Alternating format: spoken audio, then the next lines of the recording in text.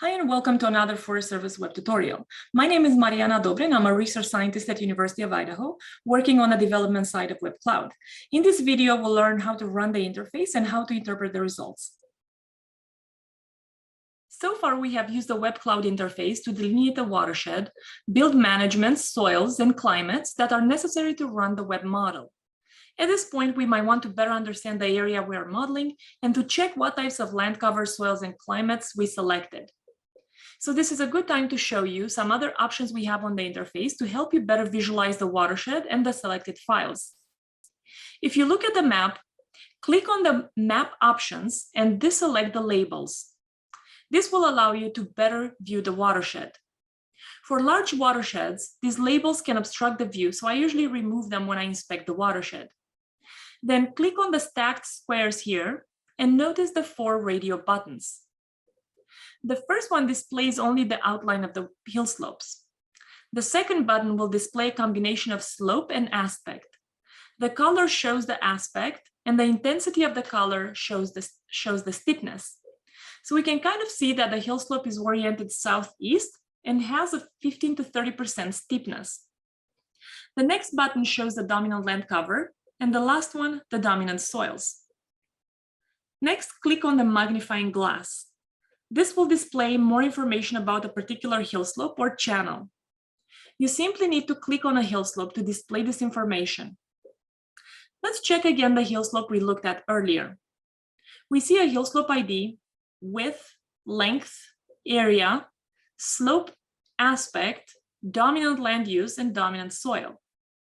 Notice the slope is 28% and the aspect is 147, which is equivalent to the southeast facing slope. This is the exact information that we saw when looking at the slope aspect radio button. The ash transport model is experimental, but once it will be working, you'll be able to run the ash model for a selected hill slope. You can find this information also in the watershed preparation report right before you run WEPP. From here, open the file and you will find a summary of all the data and files that the model will be using to run each hill slope. Now that we have seen all the files and that we have a better understanding of our watershed, we are ready to run the model. At this stage, you can already click on the Run WEPP button or click on the advanced options to make some other selections or to enter calibrating parameters. I will briefly talk about these advanced options to give you an idea of what they are and how you might adjust some of these parameters to improve your model simulations. However, these options are mainly for advanced users that understand the web model at a deeper level. The flow path processing option allows you to run simulations for each flow path. This option will produce gridded output results that can help you identify areas prone to erosion within individual hill slopes. We don't recommend you to run this option for an entire watershed, as the model will take a long time to complete the run. Instead, we suggest that you first run the model by hill slope, identify the area you would like to run in flow path mode, and then delineate a smaller watershed that comprises just the hill slopes you are interested in. Also, you shouldn't run this option for more than 10 years. This option is mainly to provide a more in-depth visual outputs in a smaller area within your watershed. The hourly seepage option triggers modified drainage routines in the model that better simulate lateral flow. By default, this option is checked, and we recommend you to always leave it checked. This is especially important when running simulations with a 7778 soil formats, which is the case with the WEPPcloud interface. Run PMET computes evapotranspiration and transpiration, or ET, based on the Penman-Monteith equation. The default is Penman's equation. We usually run it with this option checked, as this allows us, when we run the watershed with WEPP Win Bootstrap outside of the interface, to change parameters in the pmetpara.txt file and have a better control of the ET in the model.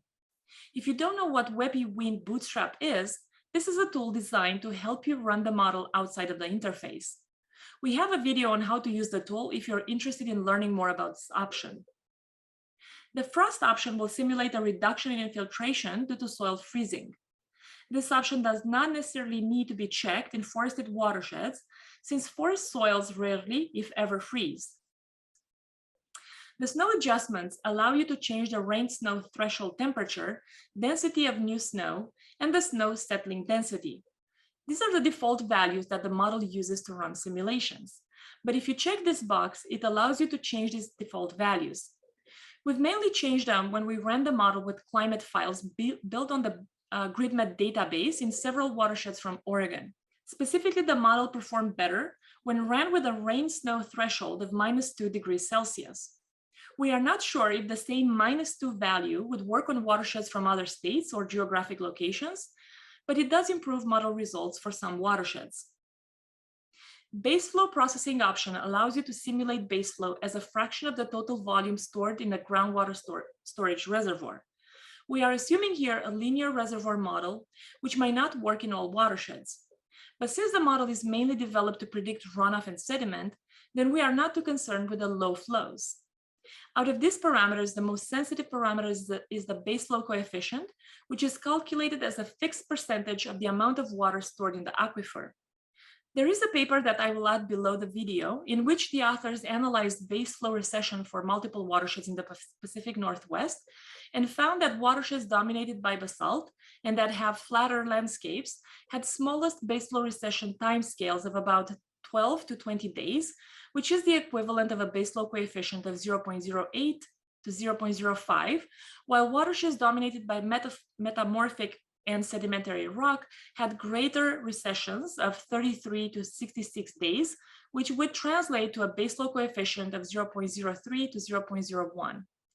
In our past model simulations, we found this value to be around 0.02 or 0.04, but you can determine it from observed data either at your watershed or at a nearby watershed, or try to estimate it from the paper I'm sharing below.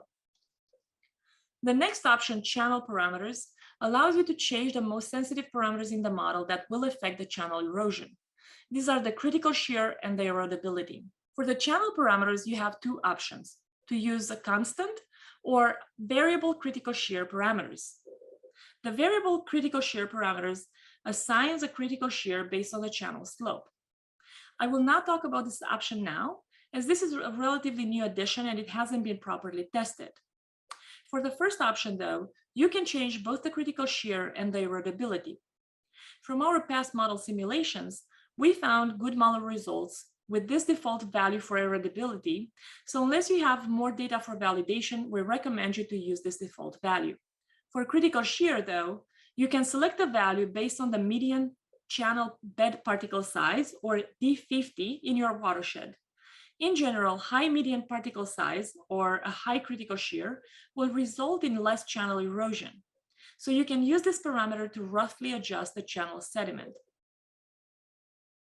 The bedrock option allows you to change the saturated hydraulic conductivity of the bedrock or of the restricting layer. This will change the value uniformly for all hill slopes in your watershed. By default, the model will assign the value based on the Surgo or StatsCode database. Lastly, you can change the pollutant processing concentrations in the surface runoff, lateral flow, base flow, and the pollutant concentration in the sediment. This is a simplistic approach to modeling pollutants, and it is not process-based. So be aware that processes such as weathering, mineralization, bacteria fixation, plant consumption are processes that are not considered in the model. All right, at this point, we've reached the end of our advanced options. So now we can run the WEPP model.